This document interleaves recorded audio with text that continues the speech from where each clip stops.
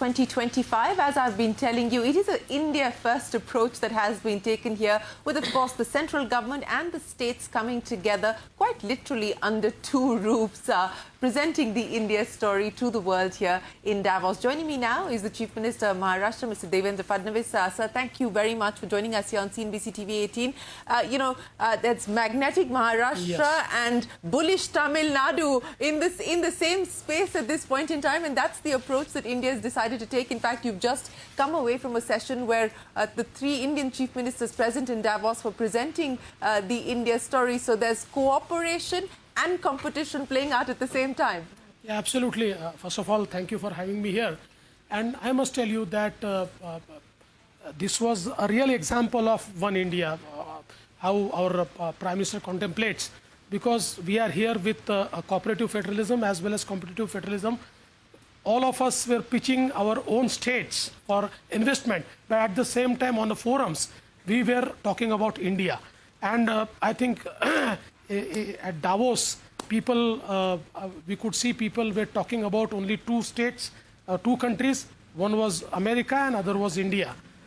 So I think the Indian story is well told in Davos, and we tried our best to pitch our own state stories as well. Well, so let's talk about that pitch. So what has the Maha pitch resulted in terms of MoUs? The last count I had was about 50 plus. Where are you now? Yeah. So it's 60 plus and around $200 billion. Okay. So it's huge investment that is coming, and it is coming in diverse sectors. We could actually we had MoUs with, giants like Amazon, Microsoft into data centers.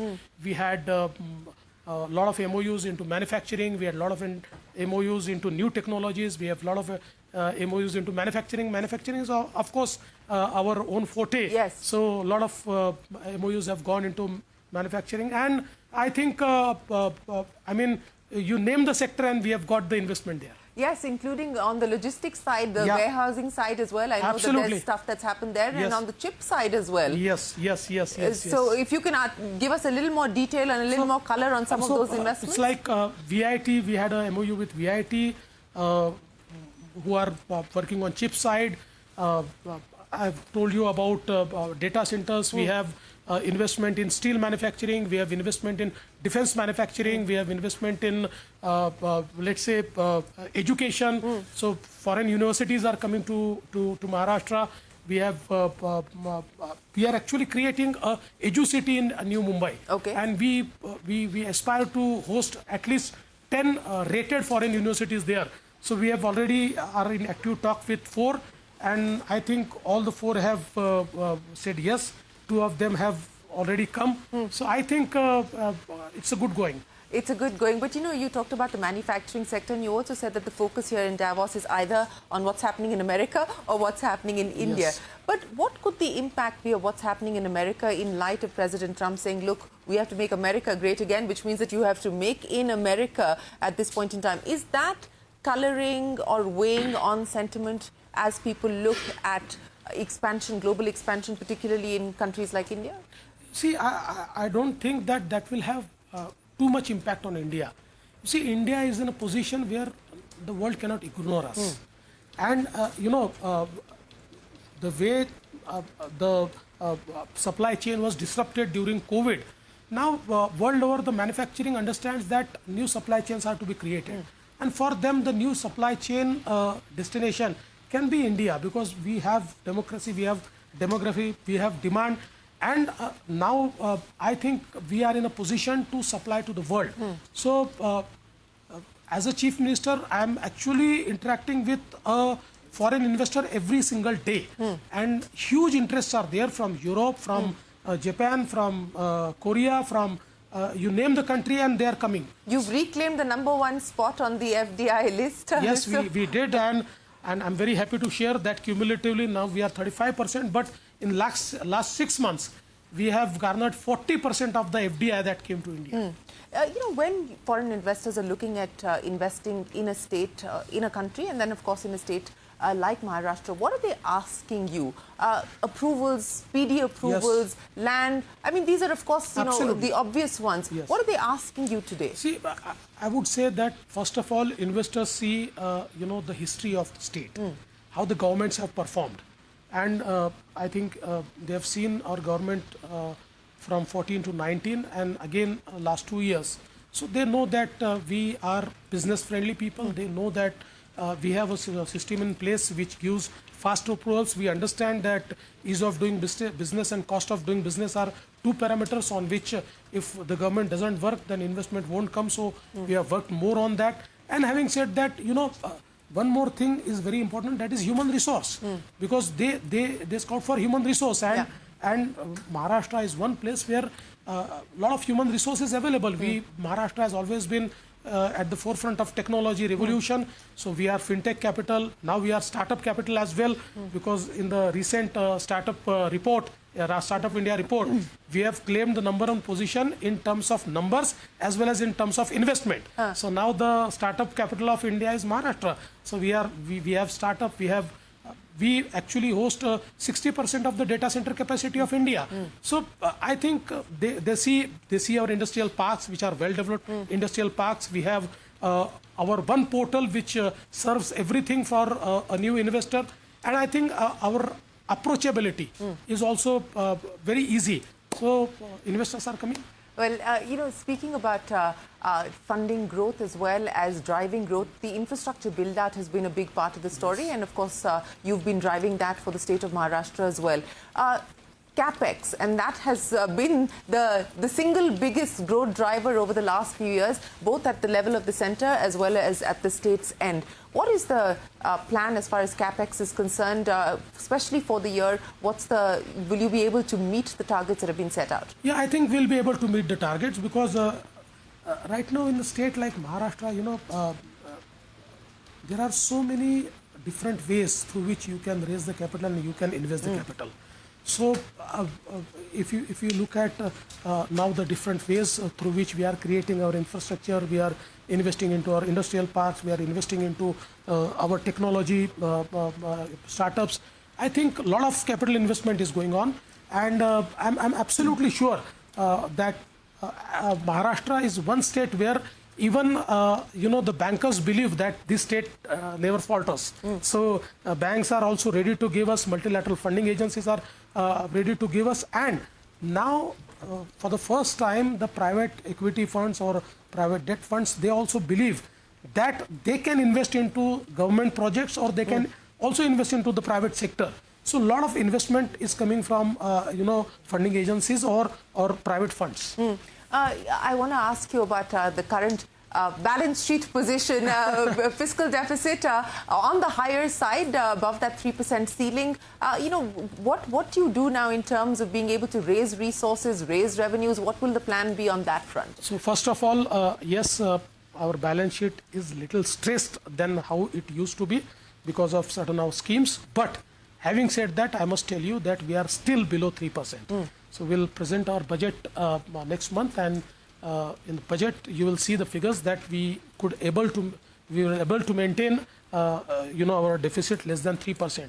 But I think our main you know, main thing which we want to do is that although we don't want to close our schemes, we want to you know, make them more vibrant, make them more popular. At the same time, we don't want to you know, lower down on our ability to deploy capital investment. And for that, we have an approach whereby we are deciding that this year at least this much should be the capital investment, and we are working reverse. And we are actually you know, getting that investment from different avenues, so that the fiscal you know, spirit goes on, and the growth is not affected. So I don't think that the growth will be affected. We'll have enough capital investment, and will set the ball rolling. How much of an increase should we realistically expect? I know you can't give us a number, but realistically, what should we expect in terms of the kind of budget-to-budget outlay increase on capital expenditure? So I think at least it should be 20%.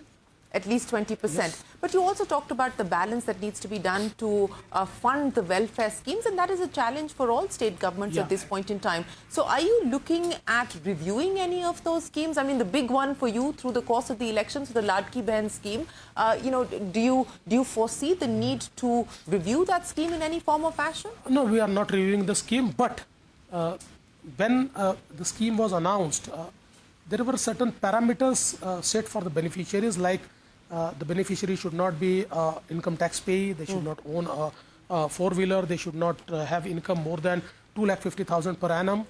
So we have encountered cases where this is breached, and people have taken disadvantage. Only those cases which are not fit, which do not fall in the parameters, will work on those cases only. Otherwise, the scheme will go on. Is there a large number of ineligible, people who have been able to access the scheme? Yeah, there's a large number.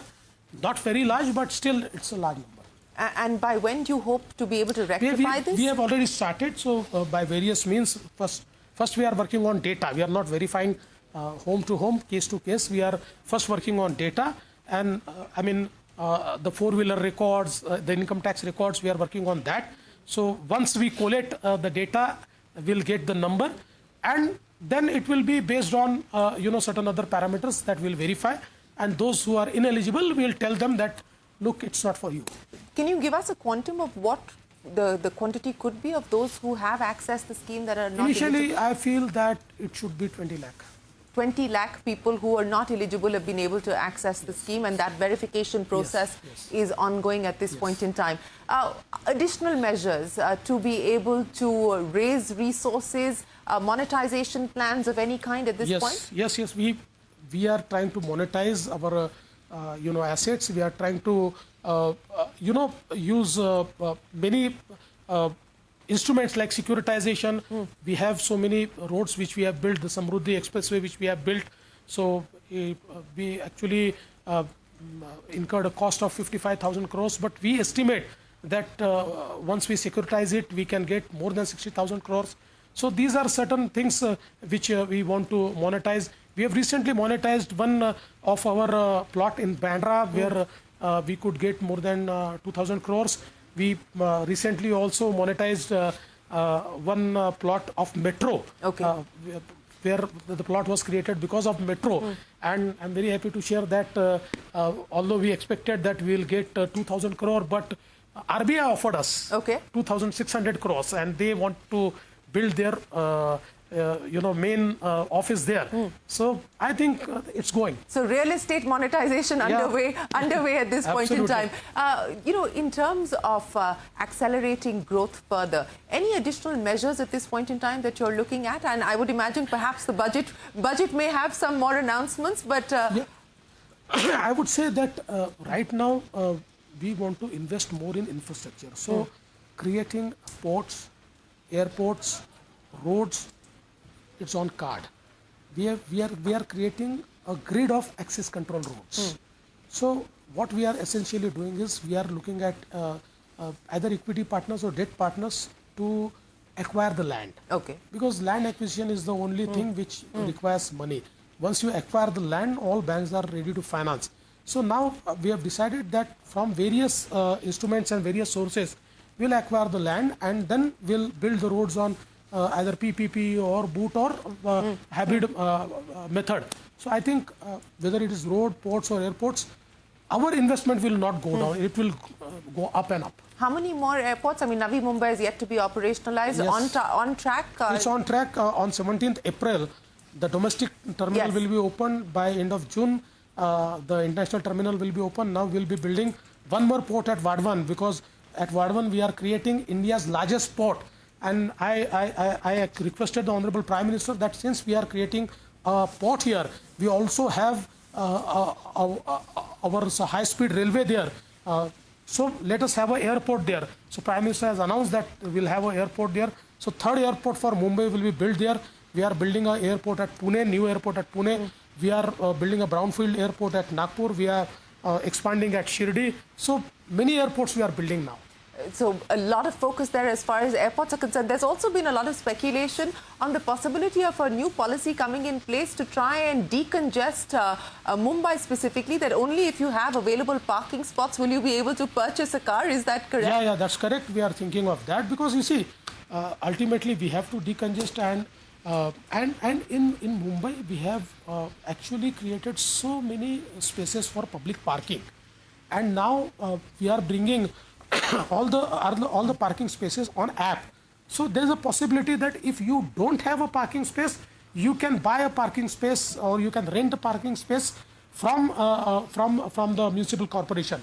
But buying a car without a parking space and parking it on the road, that congests the city, and also there are so many traffic jams because of that. Yeah. So this is one of the policies which we are thinking of. So likely to be out anytime soon? Yeah, very soon. So what will you prioritize? I mean, you've given us a very clear focus on infrastructure, which continues to be the number one priority. Outside of that, what will you prioritize for 2025? So I think our now biggest priority is also water issues, because I think water sustainability is something which is very important. We are doing 4 river linking projects. Maharashtra is one state where 52% of our area is drought prone. For this area, these 4 projects will provide water, will be almost drought free because of these projects. With the help of central government, we will be doing that. And apart from that, we are into energy transition. So by 2022, until 2022, our energy basket was just, let's say 13% renewable. By 26, it will be 25% renewable. By 2030, it will be 52% renewable. So huge investments are going on into renewables.